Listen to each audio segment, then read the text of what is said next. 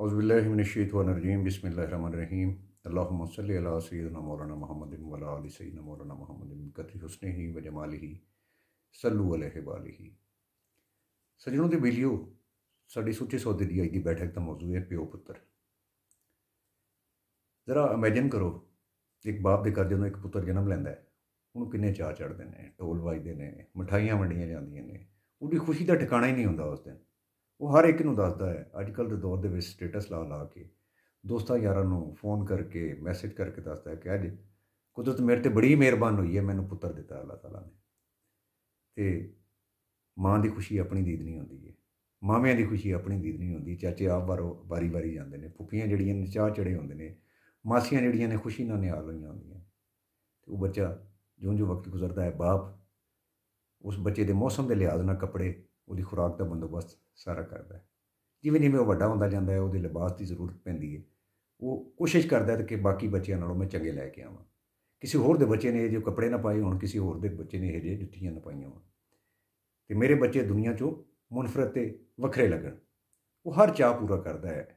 जदों पहली बारी बच्चा टुरना सिखदा है ते प्यो दी खुशी दा उदों भी वेखण दा आलम हुंदा है। जदों पहला लफ्ज़ सिखदा है या बाप नूं पापा या डैडी या अब्बा कह के बुलांदा है, उदों भी ओह खुशी का मुकाम जिहड़ा है या खुशी का वेला वेखण नाल तलक रखता है। जूं जूं बच्चा वड्डा हुंदा है, उहनूं अपनी बसात के हिसाब दे नाल, अपनी ताकत ते कैपेसिटी के हिसाब दे नाल, अपनी हैसियत के हिसाब दे नाल वो सब तो अच्छे स्कूल च दाखिल करांदा है, अच्छे उस्ताद का चुनाव करता है। फिर गाहे बगाए उत्ते नज़र रखता है कि वो पढ़ाई दे विच कैसा है।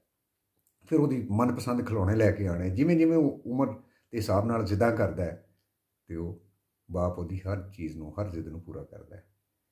ते जदों वो औलाद स्कूल तो बाद कॉलेज तो बाद यूनीवर्सिटी ते पढ़न तो बाद फारग होंदी है, फिर उसकी शादी हो जाती है, वही बच्चा कह रहा होंदा कि अब्बा जी तुहाडे नाल गुजारा नहीं होंदा, मैं अलहदा रहना है। वो बीवी नूं लैके अलहदा हो जाता है। हक भी है, साडी सोसाइटी च, साडे इस्लाम दे विच कोई पाबंदी नहीं। ते वो माँ बाप जिन्हां ने उस बच्चे नूं वक्त नाल पालिया हुंदा है, जिन्हां ने दुआवां मंग मंग के झोलियां अड्ड अड्ड के उस बच्चे नूं हासिल किया होंदा ते अपनी सारी जवानी उस बच्चे की तरबियत दे विच उस बच्चे नूं पालण ते गुजार दिंदे ने। वो बच्चा एंड ते की सलूक करदा है? बुढ़ापे दे विच जदों माँ बाप नूं उहदी ज़्यादा जरूरत सी, अलहदा हो गया, हुण वो वीकेंड ते आंदा है, हुण वो ईद शबरात ते आंदा है, या जिहड़े मुल्कों भी बाहर चले जांदे ने साल बाद आउंदे ने। ठीक है, की बीतदी होएगी उहनां माँ बाप ते कि इसे वक्त लई असीं पाल के तुहानूं वड्डियां कीता सी कि तुसीं अपने कैरीयर ते अपने फ्यूचर दे नां ते सानूं तुसीं रौण वास्ते छड्ड जाओ, सानूं तन्हाइयां दे विच छड्ड के ते आप तुसीं दुनिया अपनी अलग बसा लो। इसे दिन वास्ते उन्होंने तुहानूं वड्डा कीता सी। तुसीं इस सोसाइटी का हिस्सा हो सारे। मैं जिस टॉपिक ते गल कर रहा ये साडा सारिਆਂ ਦਾ मसला है। इंडिया की मूवी जिहड़ी तुसीं भी देखी होएगी, फिल्म जिहड़ी है बागबान, वो बागबान वाला हाल ना करो अपने माँ बाप का, उन्होंने खून के अथरू ना रवाओ, उन्होंने कदर करो, उन्होंने प्यार करो, उन्होंने टाइम दिओ, कोशिश करो कि तुसीं अलहदा हो गए हो, माँ बाप नूं नाल रख लो। बजुर्गों का साया तुहाडी औलाद ते भी पेगा, तुहाडी औलाद भी समझ जाएगी। घर दे विच बरकत हुंदी है बजुर्गों दे नाल। ये माँ ते बाप तुहानूं दोबारा नहीं मिलने। ये माँ बाप का प्यार बड़ा ही बेखलूस है, पुरखलूस है। ये कोई लालच नहीं है, ये कोई किसी किस्म का कोई शक ही नहीं है कि वो तुहानूं किसी मतलब तो बगैर चाहते हैं।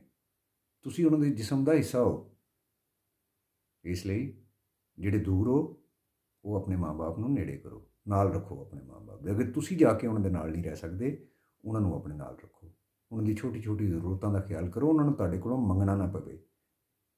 उन्हां दे दर्द नूं समझो, उन्हां दी जरूरतों नूं समझो, बीमारी दे विच उन्हां दी मिजाज पुरसी करो तो उन्हां दा ख्याल रखो, उंज ही जिवें उन्होंने तुहाडा रखिया सी। अस्सलाम वालेकुम।